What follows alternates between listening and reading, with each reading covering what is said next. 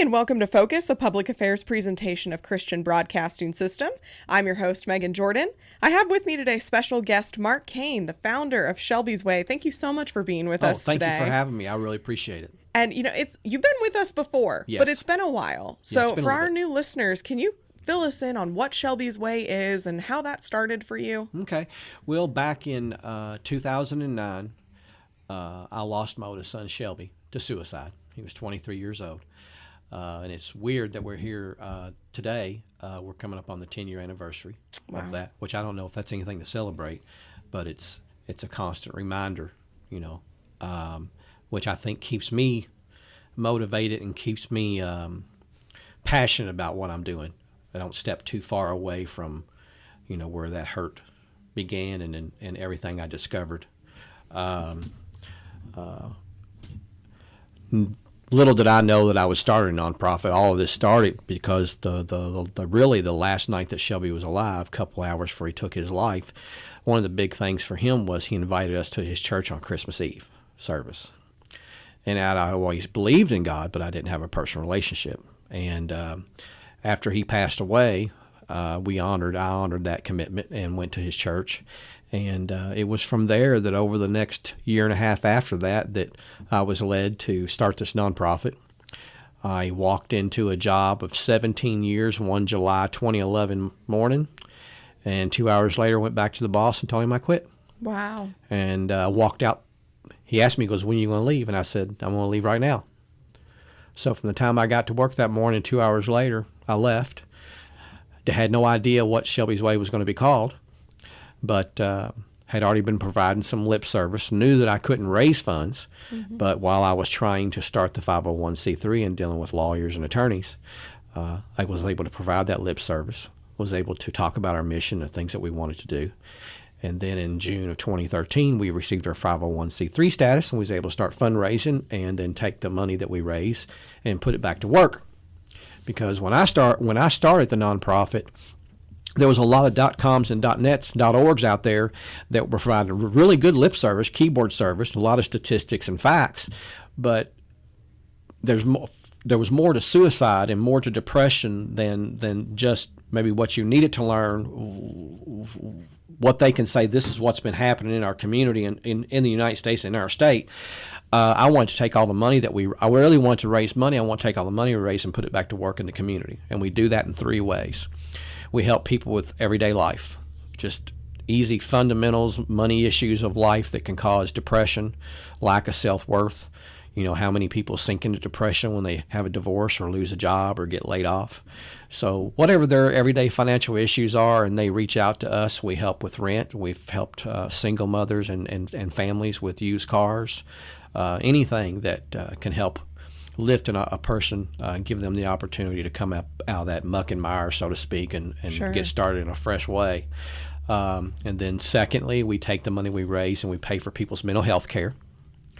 I really like for us to identify those folks prior to it really getting in a part of their life where we're on the other side of the dark part, and isolation becomes a habit, and then we're really in a bad shape. But Yeah. if we can catch them early, and even whether we catch them early or late, it's just nice that we're able to pay for their mental health care and their medications.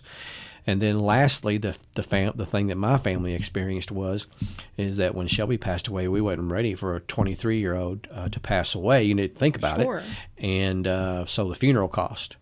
So that really laid heavy on mine and my wife's mind. And so when I started the nonprofit, I knew for sure that was one of the biggest things I wanted to do, is that when people reached out to us, whether they needed financial assistance or whether they needed payment for the burial, that's what we're here for.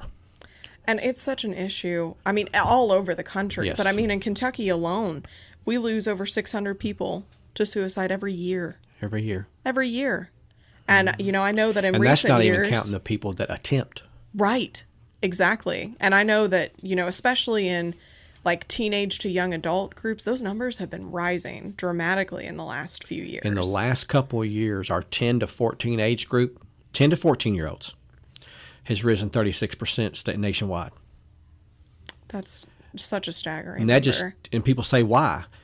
You've got to take a long look at their peers, Sure. bullying, society, how things have changed. And how saturated they are with those bullies all the time. All the time. And all then, the time. We put ourselves in a situation where work is a must-to, and we have to pay bills, but then both parents are working. They're not coming home to 5 and 6. There's a lot of time where the children aren't accompanied with an adult or don't hear those things that they need to hear outside of what they're taking in at school. Yeah. So our children are being their personalities, everything's being formed via the people at school that are in charge, the teachers, and then their peers and people around them.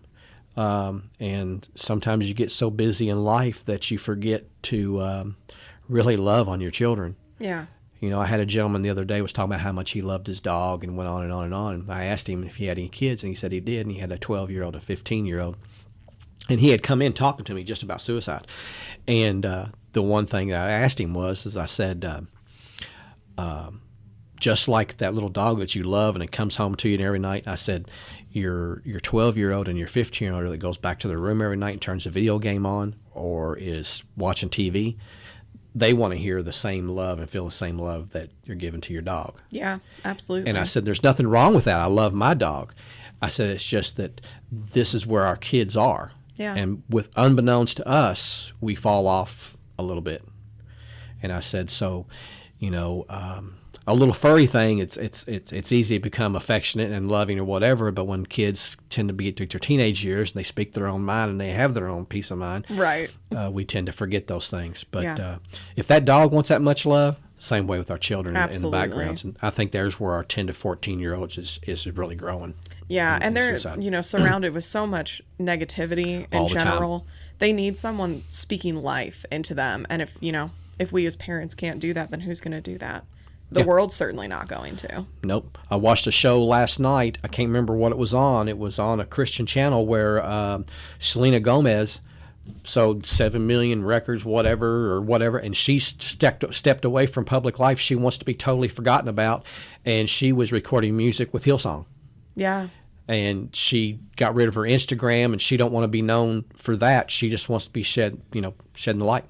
Wow. And helping people in whatever she can with her star personality. And we've seen that with a few celebrities recently that are walking away from the limelight. Yep. And they're focusing on what's important. And so I feel like that really speaks to, a lot, especially young kids idolize these celebrities and their lifestyles, and it's still not enough. It's never enough, is it? No, it's never. No, and they're not happy. No, they're not. They're not happy. They're great friends with Taylor Swift. They're this, they're that. They have everything they could ever wish for. They got 7 million or 22 million copies. They got this many hit singles. But yet the depression is there. Mm-hmm. She was depressed. The loneliness was there, and everything that she was suffering from. And she stepped away from the limelight. She got so hung up on the likes and the dislikes and the comments on Instagram and Facebook. And if this is a young lady of 23, 24, just like my son at 23, what's that tell you? How much affirmation we're looking to get from our young people, and even us as adults are looking to get from social networking. Sure. We all want to be noticed, we all want to be known, and we all want to know that we're important. But that can only come from one place. That can only come from one place. And it's great that star power, whether it be athletes or whatever, that are taking their stage that they have, their platform that they have, and saying, "Hey, this is what I've learned." And that's what Shelby's Way is about. Is our mission is that suicide's preventable. Yeah. Compassion, empathy. Taking the time to talk to folks and love on folks. But it's almost like a taboo subject. It is. To talk about suicide or mental health or even being kind to someone is almost seen as weakness in our society now. It is. And that's one thing. I speak out a lot and do a lot of speaking as a man to other people. And I actually had a mental health doctor share with me one time the reason why she asked me to come and speak is that she goes, the compassion, the empathy, and the love that you share is what we try to get other men to do. So we're hoping that with you being there, and because again, we feel like it's not manly. Sure. Or whatever's tied to it.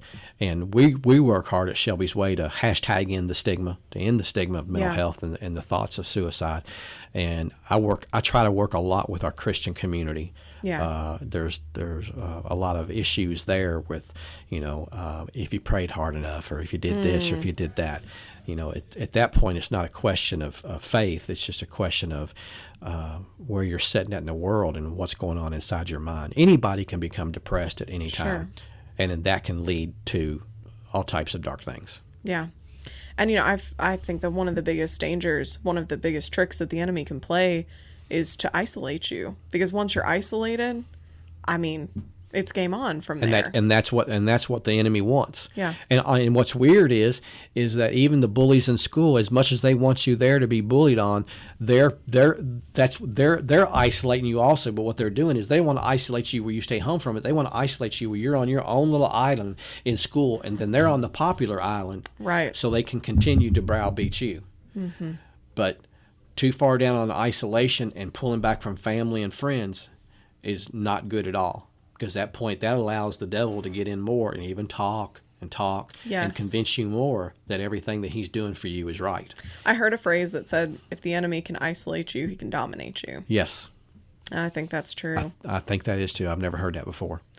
So for someone that might be listening that, God just had them tune into this program at just the right time, and they're identifying with the things that we're talking about, what are some things that they can do? What's the first step to reaching out and getting some help? First thing I would say is, if you're the person thinking about suicide, or you're the person that's depressed, don't worry about what your parents, your friends, or anybody thinks about that process.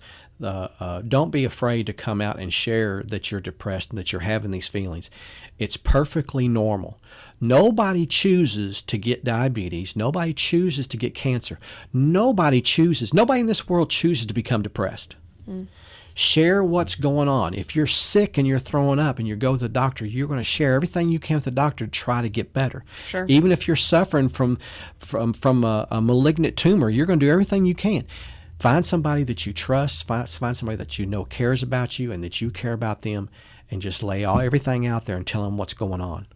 And then be willing to accept help. Yeah. Because just that person, that mother, that father, that pastor isn't enough. You're going to need professional help, and don't feel ashamed in getting that professional help. Yeah. And if you're on the other side, look at somebody that you think may be suffering from these things, talk to them. Just ask them a simple question. Are you okay? Yeah. Just, are you okay? To flip that, if you're the one being confided in, what should you do to make sure that they get help? Because you want to make sure that they're going to be okay. Yeah, you want to do everything you can to convince them to get help. Obviously, if you're a family member, you're a mother or father, you're going to look into research, you're going to look into trying to get them to a clinic or whatever. If you don't know what to do, call the 1-800 National Suicide Prevention Hotline, the 1-800-273-TALK.